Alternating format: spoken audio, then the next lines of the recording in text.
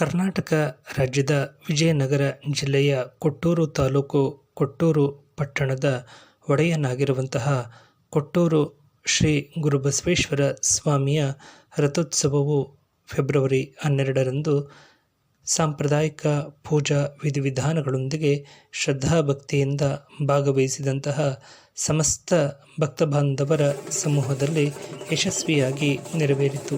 ಕೊಟ್ಟೂರು ಗುರು ಶ್ರೀ ಬಸವೇಶ್ವರ ಸ್ವಾಮಿಯ ದೇವಸ್ಥಾನದಲ್ಲಿ ಸಾಂಪ್ರದಾಯಿಕ ಪೂಜಾ ಕೈಂಕರ್ಯಗಳನ್ನು ಪುರೋಹಿತ ಬಳಗದವರು ನೆರವೇರಿಸುತ್ತಿದ್ದಂತೆ ರಥೋತ್ಸವದ ರಾಜಬೀದಿಯಲ್ಲಿ ಅಲಂಕೃತ ಭವ್ಯವಾದ ರಥಕ್ಕೆ ರಥಶಾಂತಿ ಪೂಜೆಯನ್ನು ನೆರವೇರಿಸಿ ಶ್ರೀ ಗುರು ಬಸವೇಶ್ವರ ಸ್ವಾಮಿಯ ಉತ್ಸವ ಮೂರ್ತಿಯನ್ನು ರಥಾರೋಹಣ ಮಾಡಿಸುತ್ತಿದ್ದಂತೆ ಭಾಗವಹಿಸಿದಂತಹ ಸಮಸ್ತ ಭಕ್ತ ಬಾಂಧವರು ಭಕ್ತಿಯಿಂದ ಉದ್ಘೋಷ ಮಾಡುವ ಮೂಲಕ ರಥೋತ್ಸವದ ಚಾಲನೆಗೆ ತಮ್ಮ ತಮ್ಮ ಭಕ್ತಿಯ ಸೇವೆಯನ್ನು ಸಮರ್ಪಿಸುವ ಮೂಲಕ ರಥವನ್ನು ಭಕ್ತಿಯಿಂದ ಎಳೆದು ತಮ್ಮ ಭಕ್ತಿಯ ಸೇವೆಯನ್ನು ಸಮರ್ಪಿಸಿದರು. ರಥೋತ್ಸವದಲ್ಲಿ ನಂದಿಧ್ವಜ ಸೇರಿದಂತೆ ಜಾನಪದ ಕಲಾ ಮೇಳದವರೆಲ್ಲರೂ ಭಕ್ತಿಯಿಂದ ರಥೋತ್ಸವಕ್ಕೆ ವಿಶೇಷ ಮೆರುಗನ್ನು ನೀಡಿದ್ದು ಭಕ್ತಿಯ ಸೇವೆಯ ವಿಶೇಷವಾಗಿತ್ತು.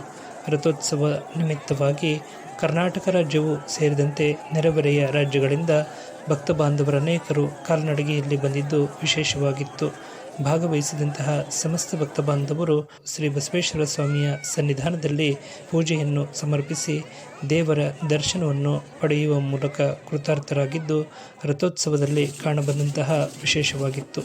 ನಮ್ಮ ಜ್ಞಾನವಾಣಿ ಕೊಳಗಟ್ಟೆ ಯೂಟ್ಯೂಬ್ ಚಾನಲ್ಗೆ ನಮ್ಮ ಆತ್ಮೀಯರು ಸಂಗ್ರಹಿಸಿ ದಯಪಾಲಿಸಿದಂತಹ ಚಿತ್ರಪಟಗಳು ಮತ್ತು ದೃಶ್ಯಾವಳಿಗಳನ್ನು ಆಧರಿಸಿ ಈ ಸಂದೇಶವನ್ನು ಪ್ರಸ್ತುತಪಡಿಸಲಾಗಿದ್ದು ತಮಗೆಲ್ಲರಿಗೂ ಇಷ್ಟವಾಗಿದ್ದಲ್ಲಿ ತಾವೆಲ್ಲರೂ ದಯವಿಟ್ಟು ಸಬ್ಸ್ಕ್ರೈಬರ್ ಆಗುವ ಮೂಲಕ ಲೈಕ್ ನೀಡಿ ಪ್ರೋತ್ಸಾಹಿಸಿ. ನಮಸ್ಕಾರಗಳು.